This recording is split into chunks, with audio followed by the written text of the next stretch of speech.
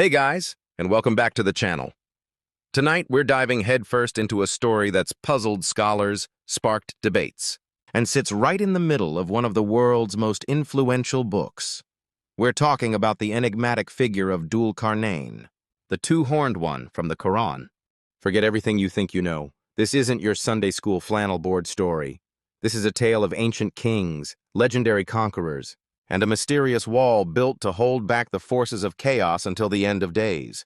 And at the heart of it all is a question that feels almost heretical to ask. Was the Quran's righteous king, a man of God, actually one of history's most famous pagans, Alexander the Great? So, before you get too comfortable, hit that like button if you enjoy this kind of deep dive, and let me know in the comments where you're watching from. Now, put everything aside. You're not going to want to grab a snack for this one, because we're jumping in. All right, let's set the scene. Imagine you're a traveler in 7th century Arabia. The world is a tapestry of competing empires. The Byzantines and the Persians and countless tribes and faiths. Stories are your currency, your entertainment, your history. And one of the biggest blockbuster legends of the time is the story of Alexander the Great. This isn't just the historical Alexander, the Macedonian who conquered half the known world. This is the legendary Alexander, a figure who, in the centuries after his death, was adopted by different cultures and religions, each adding their own spin to his story. For some, he was a philosopher king. For others, a divinely guided conqueror. Now picture this. You're a member of the Quraysh tribe in Mecca, and you hear about this man, Muhammad, claiming to be a prophet. You and your buddies, looking to test his knowledge, decide to consult the local Jewish community, who were known for their knowledge of ancient scriptures. They give you 3 questions to ask him, one of which is about a great traveler who reached the ends of the earth, the places where the sun rises and sets. And then, a new chapter, or surah, of what would become the Qur'an is revealed, Surah al-Kahf.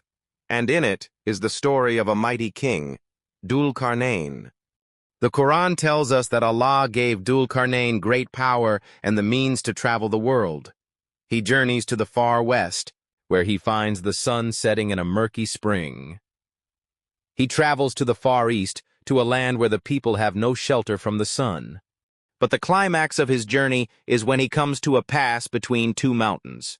There he finds a people who can barely understand his language. Yet they are being terrorized by the savage tribes of Gog and Magog, or as the Quran calls them, Ya'juj and Ma'juj.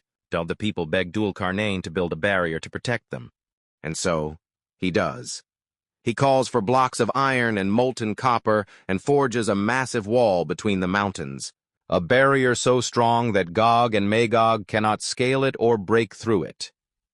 A wall that, according to the Quran, will stand until the end of days, when it will be leveled and Gog and Magog will be unleashed upon the world. Pshad. A powerful story, right? A righteous king, guided by God, protecting the innocent from monstrous hordes. But here's where things get complicated. Because for centuries, many of the most respected Muslim scholars and historians, from al-Tabari to Ibn Kathir, identified this Quranic hero, Dhul Qarnayn, with Alexander the Great. Why? Well, for starters, there's the name.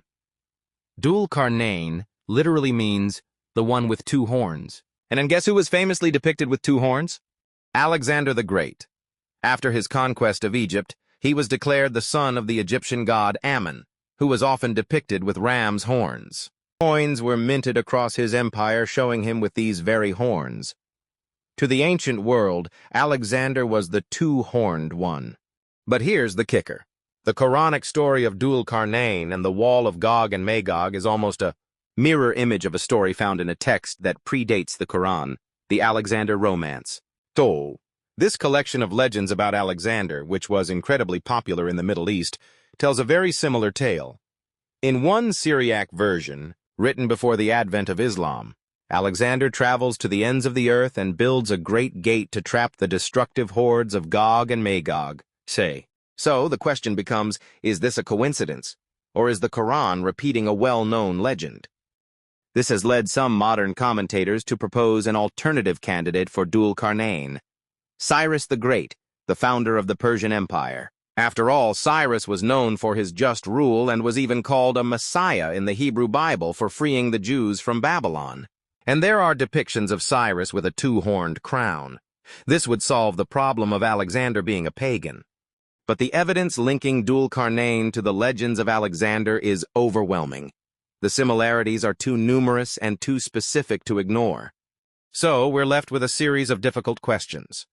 If the Quran is the literal, eternal word of God, why does it contain a story so similar to a pre-existing human legend? And if Dhul Qarnayn is indeed Alexander the Great, how do we reconcile the image of a righteous, monotheistic king with the historical reality of a pagan conqueror who believed himself to be the son of a god? What do you guys think? Is the story of Dhul Qarnayn a historical account, an allegory, or something else entirely? Let me know your thoughts in the comments below. And stick around, because in the next part we're going to dive even deeper into the evidence, explore the theological gymnastics required to make these stories fit, and ask what this all means for one of the world's major religions. Trust me, you don't want to miss it.